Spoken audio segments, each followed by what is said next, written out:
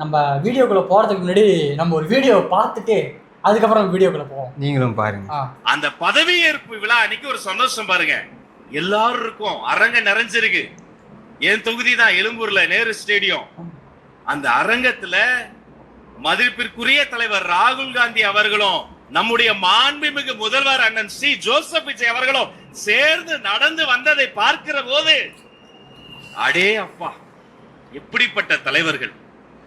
அதுல ஒரு சர்ச்சையை சொன்னாங்க, நீங்க எப்படி பண்ணிட்டீங்க அப்படி பண்ணிட்டீங்க, தமிழ் தாய் வாழ்த்துக்கு இம்பார்ட்டன்ஸ் தரல. அந்த இடத்துல இருந்தவன்னா இவர் சொன்னார், கிரீன் ரூம்ல அந்த அதிகாரிகளை கூப்பிட்டு சொன்னார், முதல்ல தமிழ் தாய் வாழ்த்து தான் பாடணும். சொன்னது மாண்புமிகு அமைச்சர் ஆதவர் சொன்னார். நான் சாட்சி.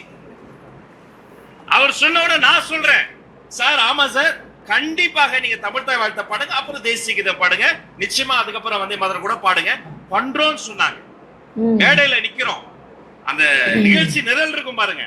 நான் அதை போய் கிழிச்சேன், ஏன்னா எனக்கு இவங்களை போய் தெரியும். கிழிச்சிட்டு ஃப்ரெஷ்ஷா ஒரு பிரிண்ட் அவுட் போட்டு கொடுத்தோம். எல்லாம் ரெடி. நான் நிக்கிறேன், எழுந்து அப்படி அட்டென்ஷன்ல நிக்கிறேன். ஆனா மாறி அவங்க என்ன பிளான் பண்ணாங்களோ அதான் பாடினாங்க. நிகழ்ச்சி முடிந்தது, அதிகாரிகளை அழைத்தேன், யாரை கேட்டு மாத்தினீங்க, எப்படி இது மாறிச்சு? நான் சொன்னேனே, மாண்புமிகு அமைச்சர் ஆதவ் சகோதரர் சொன்னாரு. அப்ப அவங்க சொன்னாங்க, சார் 3 டிபார்ட்மெண்ட் சேர்ந்து பண்ற ஃபங்க்ஷன் இது, லோக் பவன் மதிப்பிற்குரிய ஆளுநர் அவர்களினுடைய துறை பண்ற ஃபங்க்ஷன். நீங்க பதவி பிரமாணம் முடித்த பிறகுதான் நீங்க முதலமைச்சர், பதவி பிரமாணம் எடுத்த பிறகுதான் அமைச்சர். அது எடுக்கிற வரைக்கும் நீங்க சாதாரண எம்எல்ஏக்கள் தான். அப்ப இந்த நிகழ்ச்சி அவங்க நடத்துறது தான். ஆனாலும் நீங்கள் சொன்னதை நாங்க சொன்னோம் என்று அவர்கள் சொன்னாங்க. நான் உடனே சொன்னேன், சரி சார், இது அவங்க நடத்துற ஃபங்க்ஷனாவே இருக்கட்டும், அவங்க போட்ட ஒரு அஜெண்டாவாவே இருக்கட்டும். ஆனா இனி நடத்த போகிற, மீண்டும் மீண்டும் நடத்த போகிற ஒவ்வொரு ஃபங்க்ஷனும் மாண்புமிகு தமிழ்நாடு முதலமைச்சர் அண்ணன் சி ஜோசப் விஜய் நடத்த போற ஃபங்க்ஷன். இங்க தமிழுக்கு தான் இம்பார்ட்டன்ஸ், தமிழுக்கு தான் முதல் இடம் என்று நான் சொன்னேன். அந்த இடத்தில் என்னமா இதுக்கப்புறம் நடத்த போற ஒவ்வொரு ஃபங்க்ஷனும் அண்ணன் ஜோசப் விஜயால நடத்த போற ஒரு ஃபங்க்ஷன், அண்ணன் சிஎம்ஆல நடத்த போற ஒரு ஃபங்க்ஷன். அதனால இதுக்கப்புறம் தமிழ் தாய் வாழ்த்து தான் முதல்ல இருக்கணும். இன்னைக்கு காலையில கூட வந்தே மாதிரி தான் ஃபர்ஸ்ட் பண்ணாங்க. அது அண்ணன் தலைமையில நடத்த போற ஃபங்க்ஷன், அமைச்சர் பதவியேற்பு ஃபங்க்ஷனுங்க. அண்ணன் தலைமையில நடத்த போற ஃபங்க்ஷன். சரி, அன்னைக்கு என்ன உருட்டாங்கன்னா, யாரோட கல்யாணத்தை தலைமை தாங்கி நடத்தும் போது தமிழ் தாய் வாழ்த்து பாடணுமா? அன்னைக்கு அண்ணன் என்ன சொன்னாரு, நம்ம ராஜ்மோகன் அண்ணன், அன்னைக்கு எங்களுக்கு பவர் இல்லை, அதனால நாங்க அன்னைக்கு அமைச்சர் பதவி ஏற்கல, பதவி ஏற்றாதான் நாங்க வந்து முதலமைச்சர், அதனால எங்களால அந்த டைம்ல எதுவும் பண்ண முடியல. சரி, ஓகே, ஏத்துக்கக்கூடிய ஒரு விஷயம். அது வந்து ஒரு ஆளுநரால் நடத்தப்படுற ஒரு இது, பேச முடியாது. சரி, இப்ப யார் வந்து சிஎம்? அண்ணன் ராஜ்மோகன் அவர்கள் வந்து தோத்து போய் எம்எல்ஏவே இல்ல, அமைச்சரா தானே இருக்காரு. அன்னைக்கு அண்ணன் வந்து சிஎம்ஏ பதவி ஏற்கல, அதனால அவருக்கு பவர் இல்ல. இன்னைக்கு அண்ணன் சிஎம், அண்ணனோட சிஎம்மோட அமைச்சரவை விரிவாக்கம் தான் பண்றாங்களே தவிர அண்ணனோட அதிகாரத்துல இருந்தா பண்ணுவாங்க. ஆளுநர் யாரு? ஒரு ஏஜென்ட், வெறும் கொடுக்குற ஆளுநர் யாரு? ஆட்டுத்தாடி. ஆட்டுக்கு தாடி தேவையில்லாத மாதிரி நாட்டுக்கும் ஆளுநர் தேவையில்லாதான். இது அண்ணா முழக்கம் தான். அவர் ஒரு ஏஜென்ட், கொடுக்குற வேலையை வாங்குற சம்பளத்துக்கு செஞ்சுட்டு போகக்கூடிய ஒரு ஆளு தான் ஏஜென்ட் தான் ஆளுநர். அவருக்குன்னு தனிப்பட்ட அதிகாரம் எல்லாம் கிடையாது, முதல்வருக்கு தான் அதிகாரம், மக்களால் தெரிஞ்ச. ஆனா இன்னைக்கு என்ன பண்ணாங்கன்னா, வந்தே மாதிரம், நீங்க வந்தே மாதிரம் எதுக்கே பாருங்க, இது ஜனகணமன கதி தானே தேசிய கீதம். அதாவது ஒரு அரசு ஃபங்க்ஷன்ல ஃபர்ஸ்ட் வந்து தமிழ் தாய் வாழ்த்து பாடணும். அதாவது தமிழ்நாட்டில் நடக்கிற ஒரு அரசு ஃபங்க்ஷன்ல ஃபர்ஸ்ட் தமிழ் தாய் வாழ்த்து பாடணும், இறுதியில வந்து வந்தே மாதிரம் ஜனகணமன கதி பாடுவாங்க. ஃபங்க்ஷனை ஃபுல்லா பாத்தீங்களா? பார்த்தேன். ராஜ்மோகனும் ஆதவர்ஜுனும் இருந்தாங்களா? எப்படி தெரியுமா இருந்தாங்க? ஆட்டு ஓடிக்கிட்டு இருக்கு இன்னைக்கு இருக்குடி வந்தே மாதிரம். அது என்ன ஒரு ரியாக்ஷன் நான் சொல்றேன் பாரு. வந்தே மாதிரத்துக்கு இவங்க வேற பாடிட்டாங்க, என்னன்னு சொல்லி வெளில முட்டு கொடுக்கறதுன்னு தெரியல. இப்படி இருந்தது வந்தே மாதிரத்துல. அப்புறம் தமிழ் தாயில பேசி முடிச்சுட்டோம், வெளில வேற பிரஸ் மீட்டை கொடுத்துட்டு வந்திருக்கோம். வெளில போய் என்ன நம்ம கிளிக்க போறாங்கன்னு தெரியல. ஆதவனா பேசுனதெல்லாம் கேட்டீங்களா? அதான் அவரு இது மாதிரி முட்டு கொடுத்து வச்சிருக்காப்ல, அந்த வீடியோ ஆட் பண்றோம் வீடியோல. அதாவது புரோட்டோகால் அந்த 2 பேர் மூஞ்சில இருந்த அந்த மரண பீதி கண்ணாடி மாதிரி எனக்கு தெரிஞ்சுதுப்பா. தமிழ்நாட்டு மானத்தை அடகு வைத்த ஜோசப் விஜய். அவ்வளவுதான். ஆதவர்ஜுனாவாச்சும் ஒரு சாஃப்ட் கார்னர்ல எங்களுக்கு தெரியாதுங்க, அவரோட புரோட்டோகால் வேற வழி இல்லாம ஒத்துக்கிட்டோம், இனிமே மாத்திக்கிறோம்னு சொன்னாப்ல. இங்க வர வாங்கி கிழிச்சு எனக்கு என்ன அமைச்சராவே பதவி ஏற்கல எம்எல்ஏ இவருக்கு அந்த அதிகாரத்துல அவர் கிழிச்சாரன் இவரு. எம்எல்ஏவா இருக்கும் போது அண்ணன் வந்து அந்த புரோட்டோகால் இதை படிச்சு கிழிச்சு வேற பிரிண்ட் அவுட் கேட்ட அண்ணன் அப்ப எம்எல்ஏ கூட இல்ல, எம்எல்ஏ பதவி ஏற்கல. அப்பயே அவருக்கு அந்த அதிகாரம், அந்த ஆளுநர் கொடுத்த புரோட்டோகாலை கிழிக்கிற அளவுக்கு தைரியம் உள்ள அண்ணன். உங்களுக்கு இப்ப அமைச்சரா இருக்கீங்கன்னு இன்னைக்கு என்னத்தை கிழிச்சாரு அண்ணா? அமைச்சரா இருக்கீங்கன்னு அன்னைக்கு நான் சொல்றேன் அண்ணன், நான் முட்டு கொடுக்குறேன் உங்களுக்கு. அன்னைக்கு வந்து நிகழ்ச்சி நல்ல பேப்பர்ல பிரிண்ட் அவுட் பண்ணிருந்தாங்க. இந்த ராஜ்மோகன் அன்னைக்கே இப்படி கிழிச்சிட்டாரு, இன்னைக்கு எதுவும் செய்வாரு டேப்ல இது பண்ணி கொடுத்துருக்காங்க. அதனால என்னால கிளிக்க முடியல. டெலிட் பண்ணி விட்டுருக்கோம். நீ தப்பு பண்ணிட்டேன். என்னண்ணே தமிழ் தாய் வாழ்த்துங்கிறது நம்ம வந்து அதாவது தமிழுக்கு வந்து முன்னுரிமை கொடுக்கணும் நீங்க தான் சொல்லி பேசுறீங்க. இருமொழி கொள்கை தான் எங்க கொள்கைன்னு வேற சொல்றீங்க. ஒரு நாளைக்கு முன்னாடி தானே பிரஸ் மீட் கொடுத்தீங்க. நம்ம அது ஒரு நம்மளோட அடையாளம், நம்மளோட உரிமை. நம்மளோட உரிமையை அடகு வச்சு இப்படி ஒரு பொழப்பா? இதுக்கு முன்னாடி ஆட்சியில, அதுக்கு முன்னாடி ஆட்சியில, கடந்த ஒரு சுதந்திரம் பெற்ற ஆட்சியில இருந்து கலைஞர் தமிழ் தாய் வாழ்த்தை எப்போ கொண்டு அபிஷியலா அறிவிச்சாரோ அப்பையில இருந்தே தமிழ் தாய் வாழ்த்து தான் பாடிட்டு இருக்காங்க. முன்னாடி முடியும் போது மட்டும் தேசிய கீதம் பாடுவாங்க. நாங்க மாற்றோங்க. ஆனா மண்ணாங்கட்டிக்கு இன்னத்துக்கு வந்தே மாதிரம் நான் கேக்குறேன். எனக்கு ஒரே விஷயம் தான், இந்த நிகழ்ச்சியில நல்லா கவனிச்சு பாருங்க. நிகழ்ச்சி ஆரம்பிக்கிறதுக்கு முன்னாடி வந்தே மாதம் பாடினாங்க, தேசிய கீதம் பாடினாங்க, தேசிய கீதம் பாடினாங்க. அதுக்கப்புறம் வந்து மூணாவதா போயிருச்சு. திருப்பி இறுதியில வந்தே மாதம் பாடுறாங்க, தேசிய கீதம் பாடுறாங்க. என்ன இது? எதுக்கு 2 தடவை வந்தே மாதம் தான் பாடணும்? தமிழ் தாய் வாழ்த்து பாட கூட இல்ல. பாடலாம் பிரச்சனை வரும்ன்றதுக்காக ஒரு தடவை கடமைக்குன்னு பாடி இருக்காங்க. இதுதான் நீங்க வந்து அதாவது சென்ட்ரல் கவர்மெண்ட்டை எதிர்த்து தமிழ்நாட்டோட மாநில சுய ஆட்சி, மாநில உரிமைகளை நிலைநாட்டுற லட்சணம்.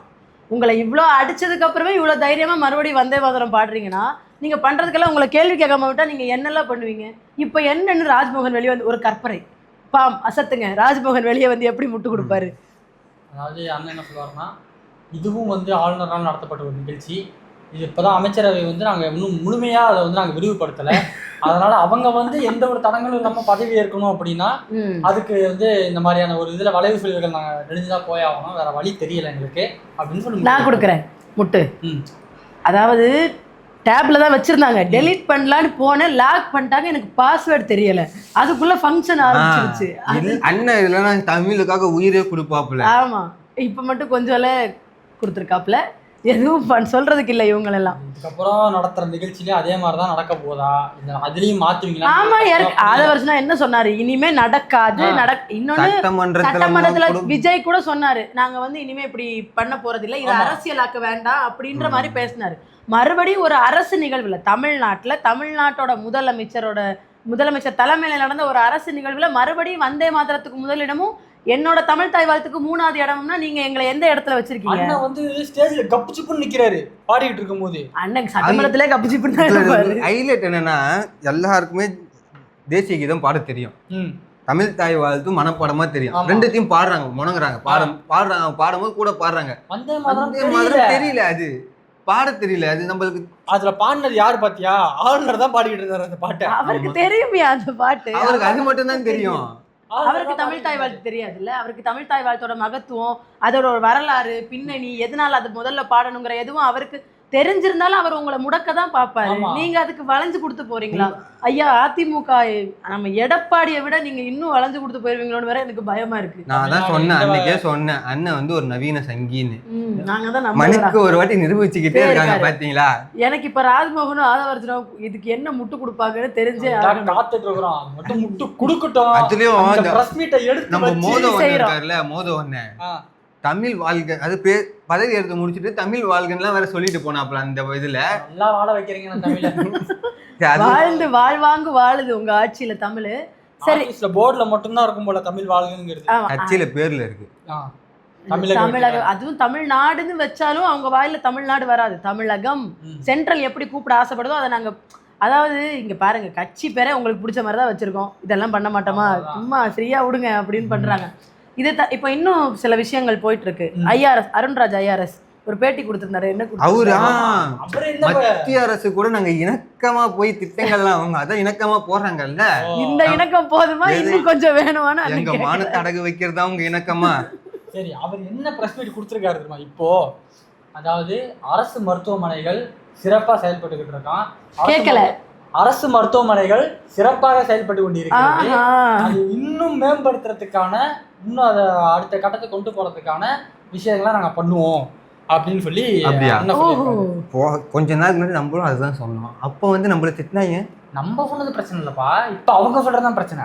ஆமா, ஏன்னா எப்படி சொல்லுவாங்க, நான் சொல்லணும். அண்ணன் என்ன பேசினாரு பிரச்சாரத்துல, அரசு மருத்துவமனைகள் அதாவது தரமா இல்ல, போதுமான ஃபெசிலிட்டியே இல்ல. எந்த அளவுக்குனா ஆல்ரெடி இருந்த ஆட்சியில லான்ச் பண்ண அந்த IVF அந்த திட்டத்தையே மறுபடியும் கொண்டு வரப்படும்ன்ற அளவுக்கு பேசிட்டு இருந்தாங்க. அமுல்ல இருக்க திட்டங்களை அமுல்படுத்துறது அண்ணனுக்கு ஈஸியா போயிடுச்சு. இப்போ இப்படி அதுதான் அண்ணனுக்கு ஈஸியே, புதுசா கொண்டு வரதான் கஷ்டம்.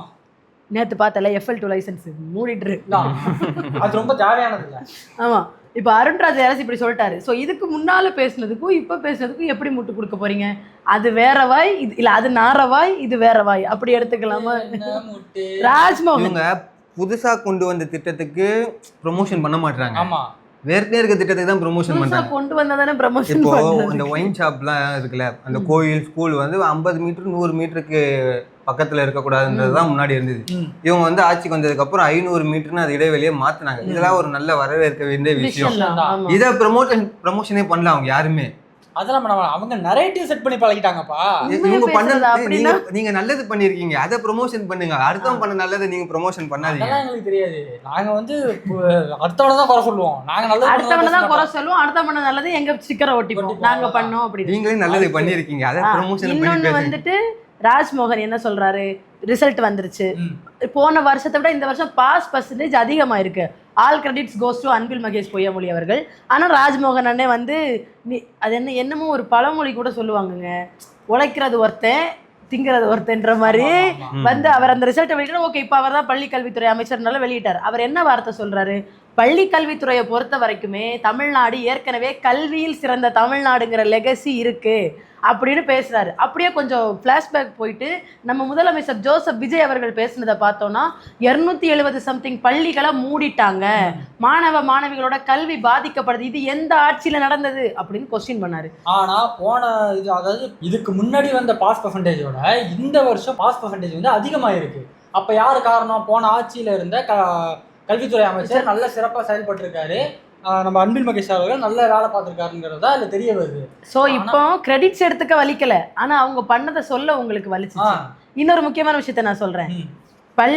பள்ளி கல்வித்துறையை தாண்டி நேத்துக்கு நம்ம புசி ஆனந்த் அவர்களுக்கு ஒரு அவார்டு கொடுத்தாங்க.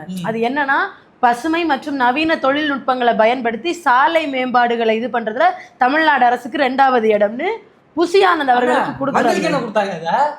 ஏய், அண்ணா ஆட்சிக்கு வந்தோடனே தமிழ்நாடு ஃபுல்லா ரோடு போட்டாங்க. அது போன ஆட்சியில பண்ணதுடா, அது அண்ணனுக்கு கொடுத்தாங்க. அதெல்லாம் இல்லப்பா, திமுக ஒண்ணுமே பண்ணல, திமுக ஒண்ணுமே பண்ணல. பாத்தீங்கல்ல ரிசல்ட்டை, பாத்தீங்கல்ல பரிசை, பாத்தீங்கல்ல. இப்ப நான் உங்களுக்கு திமுகவுக்கு முட்டு கொடுக்கல, நான் சொல்றேன் அவங்க பண்ணதை சொல்ல கூட உங்களுக்கு மனசு இல்லைன்னு நான் சொல்ல வரேன். அது இவங்க இப்ப என்ன பண்றாங்கன்னா 10 குடம் தண்ணி எடுத்து வச்சவன் பிரச்சனை கிடையாதுப்பா, கடைசி ஒரு குடத்தை நான் எடுத்துட்டு வந்து வச்சுட்டு நான் தான் எல்லாத்தையும் பண்ணேன். 10 குடத்தையும் அப்பா என்ன வேறுபடா. அதாவது ஒரு 10வது குடத்தை எடுத்து வைக்கலாம். புசி ஆனந்த் எத்தனை குடம் எடுத்து வச்சாருன்னு அவர் கையில கொண்டு இந்த அவார்டை கொடுத்தீங்க. அண்ணா அண்ணன் வந்து என்ன பண்ணாருன்னா 10 குடத்தை தண்ணியை எடுத்து வேற இடத்துல ஊற்றி வெறும் குடத்தை எடுத்து வச்சாரு. அதுதான் பண்ணாரு. இதுக்கு இது அண்ணன் சொன்ன ஒரு டைலாக் இப்ப செமையா சிங்க் ஆகும். அவங்க பண்ண வேலைக்கு நீங்க அவார்டு வாங்குறீங்கல்ல, ஊரா வீட்டு நெய்யில உங்க வீட்டுக்கு இனிப்பு செய்யறதுன்னா இதுதான் அதுக்கு அர்த்தம்னா. சரி, ஒரு கட்சி மட்டுமே பேசிட்டு இருக்கோம், மற்ற கட்சிகளோட செயல்பாடுகளையும் பேசிடணும்ல. அதிமுக இங்க பாருங்க, திமுகவுக்கு வேற எந்த பிரச்சனையும் இல்லை, தோத்துட்டோம் ஓகே ஃபைனலா நம்ம என்ன பண்ணோம்னா எதனால தோத்தோமோ அதுல இருந்து மீண்டு வரணும்னு அனலைஸ் பண்ற ஒரு கட்டத்துல இருக்காங்க. அதிமுகல எடப்பாடிக்கு அந்த டைம் கூட கொடுக்க மாட்டேங்கிறாங்க. இங்க போறாங்க, இங்க வர்றாங்க, இங்க போறாங்க, எம்எல்ஏ கை இந்த கூட்டணி திமுக போலாம், அமித்ஷா திமுக போலாமா, அண்ணா திமுகவுக்கு போலாமா, மாறி மாறி போயிட்டு இருக்காங்க எம்எல்ஏ. ஒரு கட்சிக்குள்ள 30 கட்சி இருந்தா என்னப்பா பண்ணுவாங்க?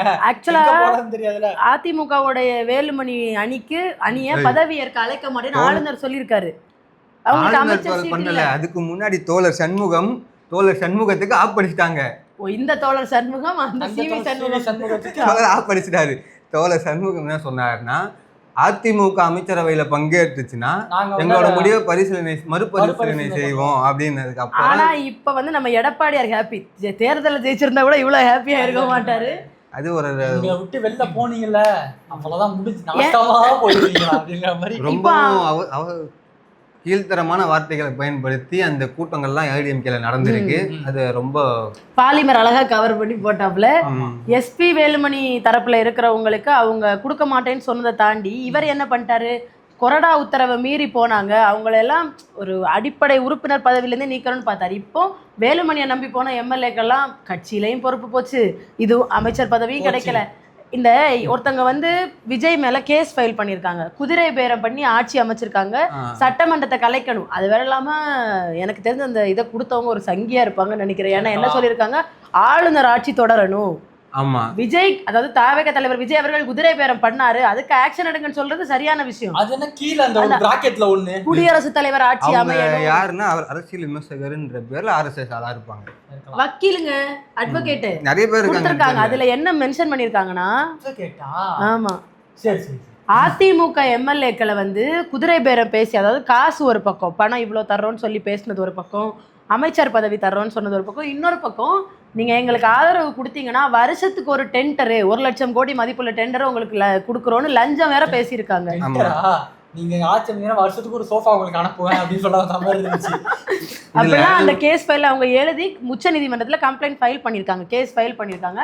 ஸோ அண்ணனுக்கு பாவத்தை அமைச்சரவை விரிவுபடுத்தினதுக்கு அப்புறம் கயிறு மேல நடக்கிற நிலைமையவே கொடுத்துக்கிட்டு இருக்காங்க. அண்ணன் வந்து அதாவது மதில் மேல இருக்கிற பூனை மாதிரி இருக்காங்க, இப்படியாங்கிற மாதிரி இருக்கு. தோழர் சண்முகம் தான் கடிவாளம் போட்டு இன்னொன்னு அதிமுகல வந்து ஜெயலலிதா இருக்கிற வரைக்கும் அவங்களோட அதிமுகவோட அஃபீஷியல் நியூஸ் சேனல் எதுனா ஜெயா டிவி, அவங்களோட அஃபீஷியல் நியூஸ் பேப்பர் எதுனா நமது எம்ஜிஆர். இங்க திமுகவுக்கு வந்து முறை சொல்லி இருக்க மாதிரி இவங்க நமது எம்ஜிஆர் இருந்துச்சு. இப்போ அதிமுக ஜெயலலிதா அம்மா இறந்ததுக்கு அப்புறம் அந்த கண்ட்ரோல் எல்லாமே சசிகலா கைக்கு போயிருக்கு. அவங்க வந்து அந்த ஜெயா டிவியையும் நமது எம்ஜிஆரும் கைப்பற்றிட்டு போயிட்டாங்க. அதுக்கப்புறம் நம்ம எடப்பாடியார் என்ன பண்ணாருன்னா பாலிமர் கூட அக்ரிமெண்ட் போட்டு சேட்டலைட் அக்ரிமெண்ட்ல நியூஸ் ஜேன்னு ஒன்று ஆரம்பிச்சாங்க, நமது அம்மான்னு ஒரு நியூஸ் சேனல் ஆரம்பிச்சாங்க. அந்த அதிகாரம் ஃபுல்லாவே எஸ்பி வேலுமணி கண்ட்ரோல்ல தான் இருந்துச்சு. ஆமா, அது எப்பயில இருந்துச்சுன்னா முன்னாடியில இப்போ அவர் கண்ட்ரோல் வரல, முன்னாடியில இருந்தே அவர் கண்ட்ரோல்ல தான் இருந்துச்சு. பிஜேபி கூட்டணியில இருந்து வெளியில வந்தாங்கல்ல, அப்போ வந்து பிஜேபி கூட ஒட்டும் இல்லை உறவும் இல்லைன்னு அண்ணன் டிஜே ஜெயக்குமார் சொன்னாப்புல.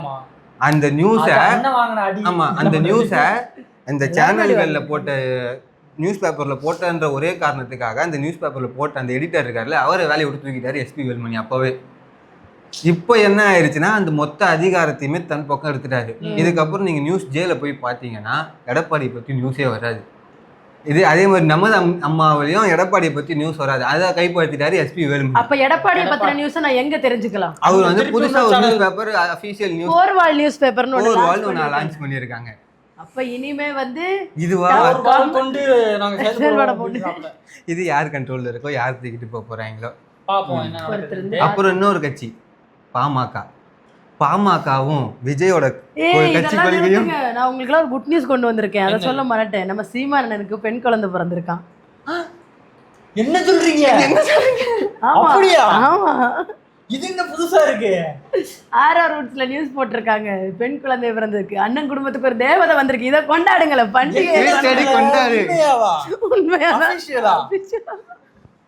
என்ன சைலண்டா இருக்கு, தெரியவே இல்லையே. இப்ப புரியுதா எங்க அண்ணன் தேர்தல தோத்தப்ப கூட ஏன் கவலைப்படலன்னு? பரவாயில்ல, வாழ்த்துக்கள். வாழ்த்துக்கள். ஆமா, சீரியஸா வாழ்த்துக்கள். அண்ணன் வேற ஒரு சுடுவன்லாம் சுத்திட்டு இருக்கான்பா. யாரு? இலங்கையில இருந்து ஒரு வைத்தியக்காரர் ஒரு எம்பி ஒருத்தன் வந்தான். ஆமா, சீமானால தமிழீழம் சாத்தியம் இல்ல, விஜயால முடிவுன்னு பேசினாரு அவர் தானே. சரியான டூபா குரா இருக்கான் பாவன். சரி, என்னமோ ஏதோ அந்த விஷயம் கொஞ்சம் மாதிரி சந்தோஷப்படுறதா என்ன பண்றது தெரியல, ஆனா வாழ்த்துக்கள் தான். ஆமா, சரி, ஓகே. அது வேற என்ன பாப்போம்.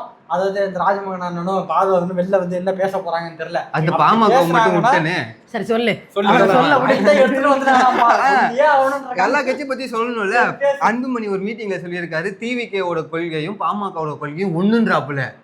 ஆமா, அது பார்த்தேன். அதுக்குதான் தனியார் பார் எடுத்துறாங்களா? சாதி ஒரு அழகான சொல், அதெல்லாம் ஒரே கொள்கையில வருமா? ஏதாவது ஒண்ணா வன்முறை கையில் எடுத்து நாட்டுனால நிற்கிறது, சொந்த எம்எல்ஏவே கல்ல விட்டு அடிக்கிறது, வீட்டை விட்டு விரட்டுறது, வீட்டுக்குள்ளே பக்கு வைக்கிறது, இதுல கரெக்டா இருக்கு. இதத்தான் அவர் சொல்லியிருப்பாரு. அப்பாவுக்கே சிப்பு வைக்கிறது. தெரியல எந்த வகையில ஒத்து போறாங்க நமக்கு தெரியல. சரி, பார்த்துட்டு திரும்பி பேசுவோம்.